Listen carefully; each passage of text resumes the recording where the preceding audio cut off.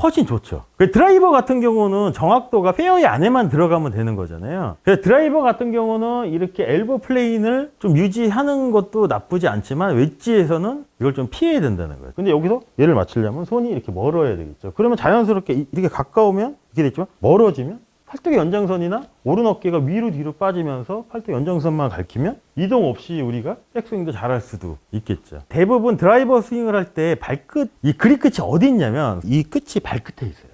그럼 생각보다 멀다는 얘기인 거거든요. 진필은 되게 가깝잖아요. 가까우면 이게 스윙이 될까요? 이렇게 업라이트에 가야 돼요. 그래서 업라이트에 가는 거예요. 그래서 팔자 스윙이 나오는 이유가 가깝기 때문에 이동이 상당히 많은 거죠. 진필릭 스윙은. 그래서 지마디 원플레인, 투플레인 보면 투플레인 할 때는 손이 가까우라고 얘기를 하고 원플레인 할 때 손이 이렇게 멀라고 하잖아요. 얘를 접으라고 해요. 얘를 접고 그 다음에 오른 어깨가 뒤로 빠지라고 하고요. 엘보 플레인. 임팩트 픽스에서 오른 팔꿈치가 허리에 닿는 곳이 엘보 플레인의 기준점이래요. 이렇게 되는 건 뭐냐면 스파인 앵글이 힙 슬라이드를 통해 오른쪽으로 조금 더 많이 기울어지면 여기서 얘는 당연히 이렇게 낮아지겠죠. 그리고 또 한 가지를 할 수 있어요. 뭐가 있을까요? 플레인 라인 변경해서 크로스 스탠스의 영향도 받을 수 있거든요. 스퀘어 스탠스로 섰어요. 이렇게 쓴 상태로 오른발이 이렇게 뒤로 이렇게 많이 빠지면 빠질수록 얘는 어떻게 될까요? 더 플랫해질 수밖에 없잖아요.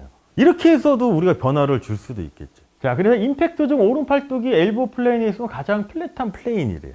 이렇게 하면 어떤 현상이 나오냐면 백스핀이 감소되고 그 다음에 매우 플랫한 어택 앵글이 만들어져 짧은 샷에서는 피해야 된대요. 웨지나 이런 거에서는 상당히 문제가 될 수도 있다는 얘기인 거죠. 플레인 앵글이 플랫해졌기 때문에 플레인 라인을 유지하기 위해서는 적극적인 어큐메이트에서 3번 여기 롤이 더 많아야 된다고 설명을 하거든요. 그럼 어떤 변화가 좀 많이 생길까요? 임팩트 순간에 롤의 양이 많으면 턴에서 클럽 페이스가 턴앤 롤로 이렇게 바뀌는 양이 많으면 클럽 페이스가 임팩트 순간에 스퀘어로 유지하는 게 어려울 수도 있잖아요. 근데 파워적인 면에서는 어떨까요? 이렇게 되면 훨씬 좋죠. 드라이버 같은 경우는 정확도가 페어웨이 안에만 들어가면 되는 거잖아요. 그래서 드라이버 같은 경우는 이렇게 엘보 플레인을 좀 유지하는 것도 나쁘지 않지만 웨지에서는 이걸 좀 피해야 된다는 거죠. 배너가 스탠스 봤을 때도 짧은 클럽일수록 오른발이 이렇게 가까워지면 반대로 정상적인 플레인 앵글이 이렇게 되어 있는데 오른발이 이렇게 가까워지면 가까워지고 얘도 더 업라이트하게 바뀌는 거잖아요. 그럼 자연스럽게 엘보보다는 조금 높게 갈 수도 있겠죠. 근데 가장 이상적인 건 이거라고 얘기를 하죠. 턴더 숄더 플레인 앵글. 자, 기준점을 보시면 상당히 업라이트하죠. 이렇게. 근데 요걸 봐볼게요. 요 팔뚝이 요 플레인하고 이렇게 맞죠.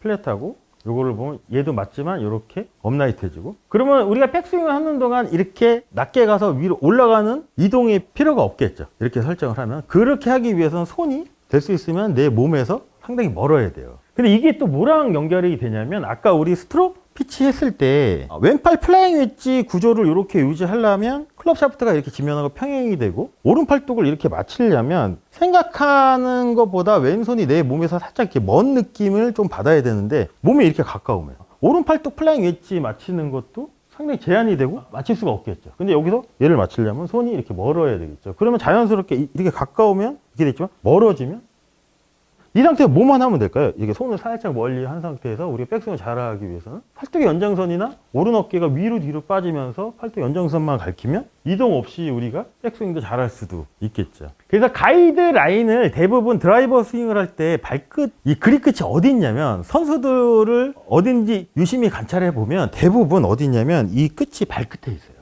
그럼 생각보다 멀다는 얘기인 거거든요. 근데 가까운 사람들도 많잖아요. 그 대표적인 게 누가 있을까요? 대표적인 가깝게 어드레스를 하는 프로를 우리가 생각을 한번 해보면 진필이가 아닐까? 진필은 되게 가깝잖아요. 어떻게 가나요? 그래서 백스윙이 가까우면 이게 스윙이 될까요? 이렇게 업라이트에 가야 돼요. 그래서 업라이트에 가는 거예요. 그래서 팔자 스윙이 나오는 이유가 가깝기 때문에 이동이 상당히 많은 거죠. 진필릭 스윙은. 자, 그래서 이거는 플랫한 백스트로크 턴 이후에 오른 어깨가 도달하는 지점이 기준점이 된대요. 그러니까 참고하셔야 될 게 뭐냐면 선을 그어서 우리가 분석을 하잖아요. 그래서 턴더 숄더 플레인 앵글을 우리가 할 때는 여기다 가야 돼요. 겨드랑이 여기 밑에 선? 오른 어깨가 여기서 위로 안으로 빠지면 어떻게 될까요? 얘가 여기에 만나지 않을까요? 이렇게? 그럼 자연스럽게 이렇게 만들기도 훨씬 더 편하게. 탑에서 손은 항상 오른 어깨 높이에 있대요. 오른손이 오른 어깨 높이에 있대요. 이 플레인 앵글은 다른 플레인 앵글보다 매우 우수하여 플레인 앵글에 이동이 필요가 없대요. 그래서 이 플레인 앵글에 방해가 되는 숄더 턴 테이크웨이가 필요 없다고 얘기를 하거든요. 숄더 턴 테이크웨이라는 게 이건 거잖아요. 이 상태로 이렇게 낮게 뺐다가 다시 한번 이렇게 업라이트하게 올라가는 스윙. 이게 어떻게 보면 투 플레인 스윙일 수도 있고. 근데 이거는 어떻게 보면 원 플레인에 가까운 스윙인 거예요.